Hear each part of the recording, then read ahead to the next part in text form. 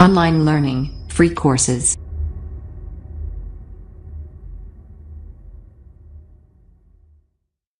Okay, so in this video, we are going to be talking about some things to never ever do on Fiverr, and specifically some words to never use on Fiverr throughout their messaging system. So basically, the thing that you need to know is that in Fiverr's TOS, it says that you cannot take anyone off of Fiverr or try to attempt to contact anyone off of Fiverr. Now, speaking from personal experience, especially when I was first starting, I don't know how these people found my number. I don't know how they found my contact info, but they did. And a lot of buyers would try and call me. And it was a real time waster because a lot of these people, they didn't even know what types of things they were buying in the first place. And then they wanted to have discussions about it, and it was really bad. So there's a good reason why it's for your benefit and for everyone's benefit that you don't contact people off of Fiverr and don't encourage that. Now, getting even more important into what you'll be using into your day-to-day is in the messaging system, you cannot use words like email. And I'm going to show you why. There, boom. Terms of service reminder. Providing email, Skype, or phone numbers is only allowed if it is needed as part of the service.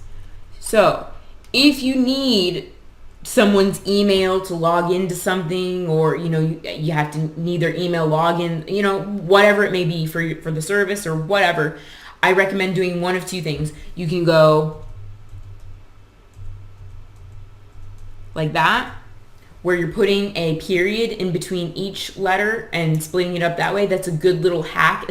That's also a good little hack when you're creating your gig descriptions and it says, oh, you've used too much of this word when you're trying to optimize something. You can get around it doing that way. Or if you need their contact info for whatever reason, you can ask them for it in a notepad and ask them to attach it in a notepad, so that way it's not going directly through Fiverr's messaging system. And I've never had any problems with that in my 3 years of being on Fiverr. Using the notepad always works. So, and you just upload that as an attachment right over here. Now, with that being said, you also can't use the word phone. It'll do the same thing. You also can't use the word, can you use pay? No, you can't use the word pay, and you can't use the word cash, I believe. No, you can use cash. You cannot use the word pay.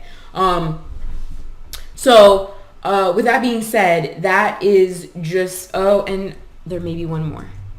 Yep, not allowed to use the word Skype either. So basically anything that would trigger contacting someone off of Fiverr outside of social media. Social media is totally fine because there's a lot of services that are focused around social media on Fiverr. But anything, Skype, phone, email, those are no-nos. Don't use those words, and don't use the word pay. Outside of that, that is pretty simple and straightforward. I'm trying to think if there's any situations where you would need, I don't think there's any situations where you need to contact people off of Fiverr,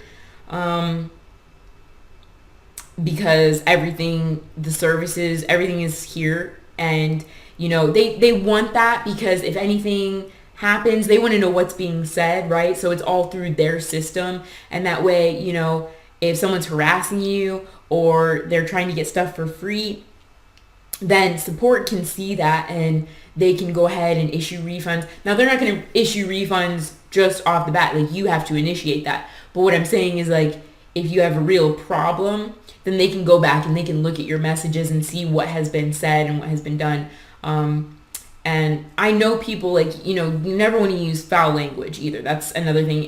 That should go without saying because it's just really unprofessional. However, I know what some customers are like and they can test you and push your buttons sometimes.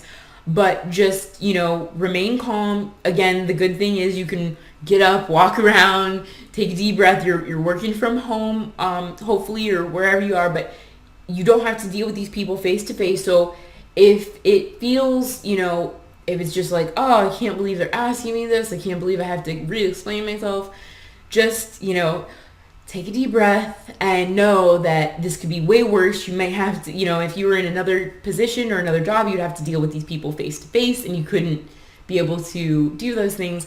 So it's just a message. No reason to curse or anything like that. And in fact, that could get you reported and banned. So you don't want to do that. Always be professional and take the high road.